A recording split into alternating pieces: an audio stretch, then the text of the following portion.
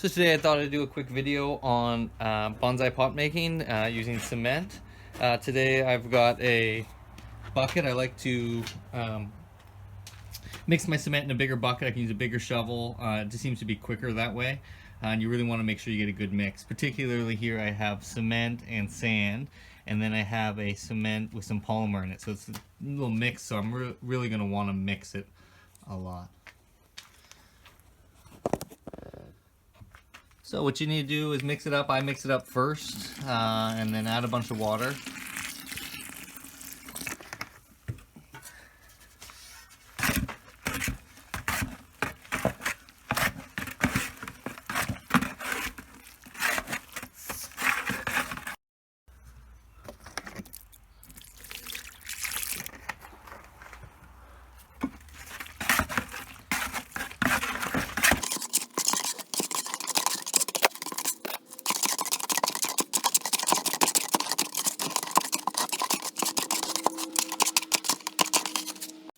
One thing people might wonder is how wet to get this.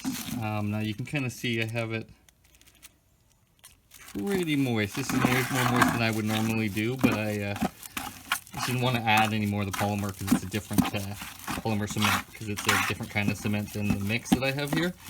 So it won't really make much of a difference because I'm using these castings here, these molds, so I'm not making any unique designs where I need the cement to stay. It'll just really affect drying time. So I put some saran wrap in here, which I don't normally do, but because it's got feet in these holes, the cement will sink through and then be really hard to get out. These are the little pieces that will make the holes in the pot, so they come up and the inner just sits on top like that. And then I'm also gonna do one here.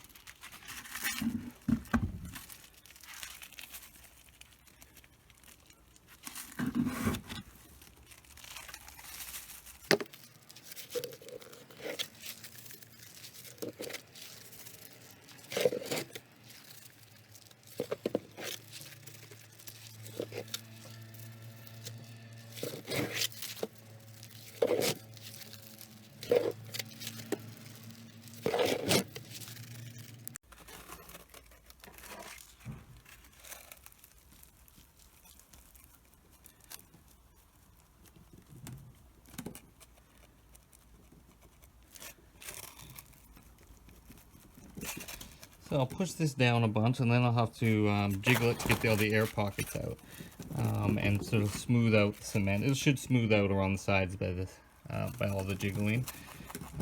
Now what'll happen is these little styrofoams can move in there, so you kind of want to try to contain the styrofoams a bit. And you're jiggling here to get all the air pockets out.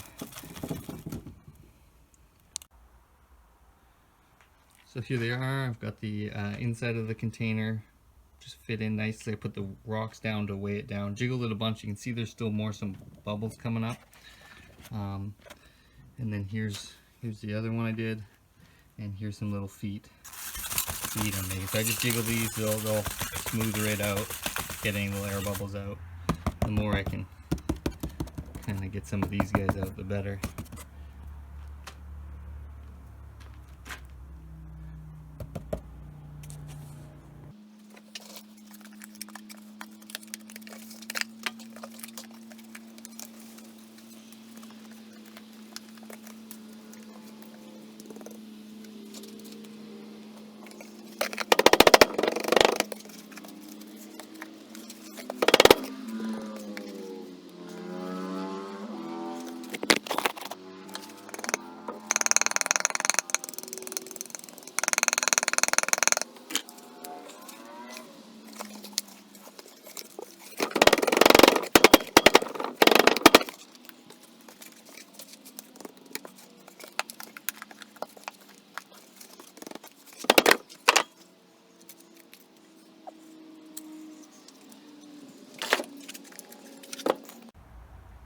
So here's the pots all out of their containers. Came out, as you can see, you gotta jiggle them around a bunch. These are so I got 5 different molds that I'm using now. So this is the mold for this one, and it's a little bit more of a square pot, sanded off the top. There's quite a few holes, so I tried to get rid of that. Here's an actual bonsai pot. So it comes with the legs, or the little feet, which is really nice. This is what it looks like. I don't love the, well, you know, it's not bad. It's something a little different with the waves there. So I find it a little bit tacky. But what's nice, it has the feet. Now I did use the saran wrap to help it come out of the container, but it's been really hard for me to get that off, so I'm slowly going to have to kind of pick that away. And you can kind of, I mean, you can see the plastic here, which is not great. So I'm not sure if I'll do that next time. And both these pots, when I'm making them, try to get all the holes out, you can see the styrofoam really migrated and moved. Luckily this is not too far into the side, right? And so, you know, these holes I'll probably keep sanding with my file to kind of get those gone. Here's another one, a little bit thinner mold I have, and I actually tried putting a rock in here and it didn't work that well. It inset a lot. On this side I put 3 little rocks, but you know, maybe with the right tree, deciduous or something, it might look good. Here's another one. You see the outside's got this little ridge where this just comes around. So here's another one. This one actually cracked a bit, so I taped it a bit. And then here's this one. So you can kind of see it's a variety of different molds that kind of create some different pots, and it's really all about experimenting.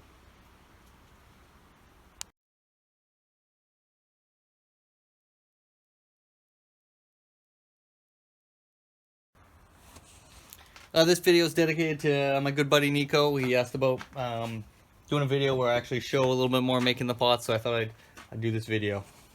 Hope you enjoy.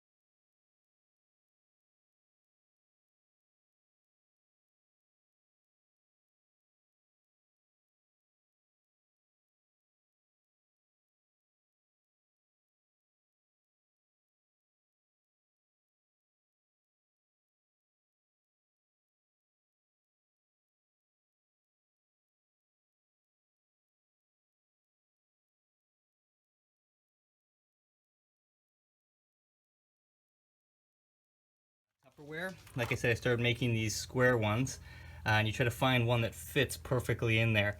You use these little this styrofoam to make a base that this can sit on. And you want to get these styrofoams as flat as you can. These ones aren't perfectly leveled, but you want them as level as you can.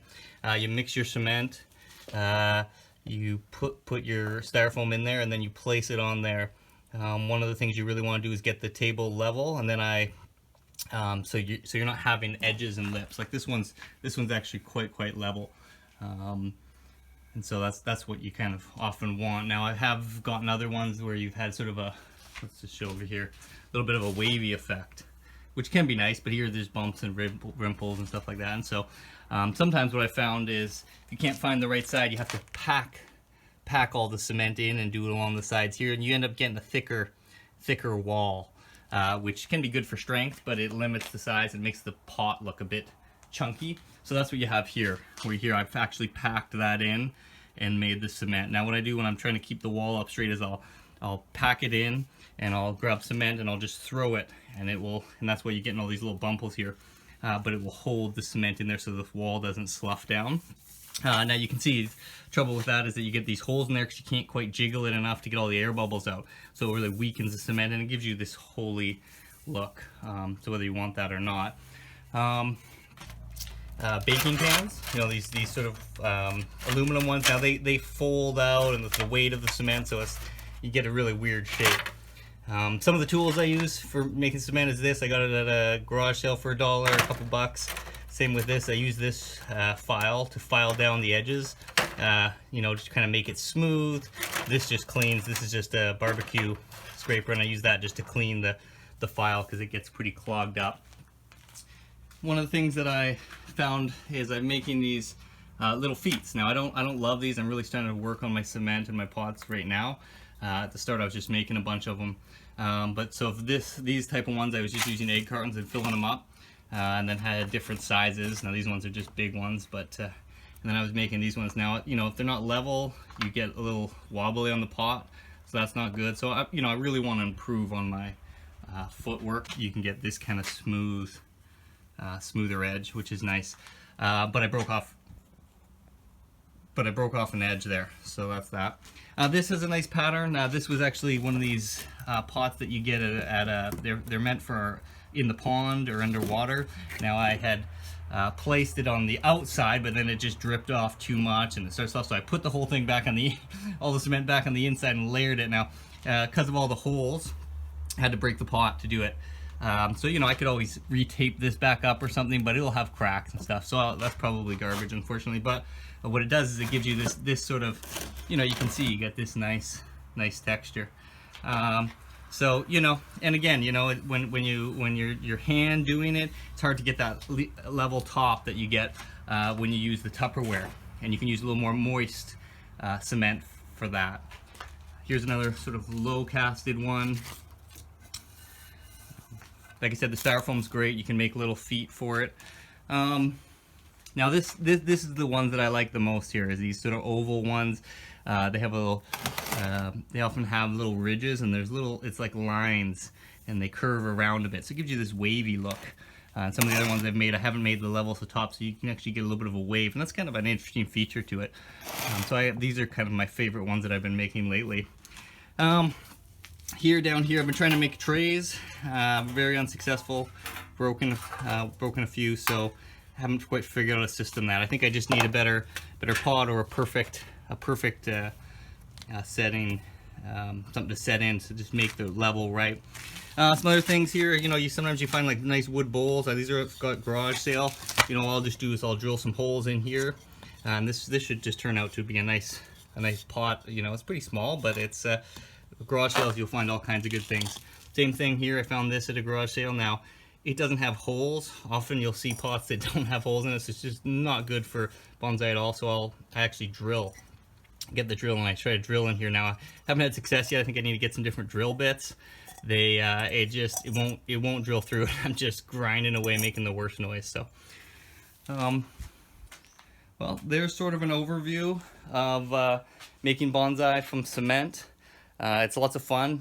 Just get in there. Like I said, wear gloves. You want to be protected and try not to breathe in that dust even when you're grinding it off. But I really find it rewarding, making all your own, collecting your own bonsai, making your own pots, getting your own dirt, collecting your own dirt. You start to get a feel for all of the components of it, and you really know, and it starts to personalize it. It makes it all your own, and I just love that. Oh, here's one more thing. When I was at the bonsai store, these little figurines I saw.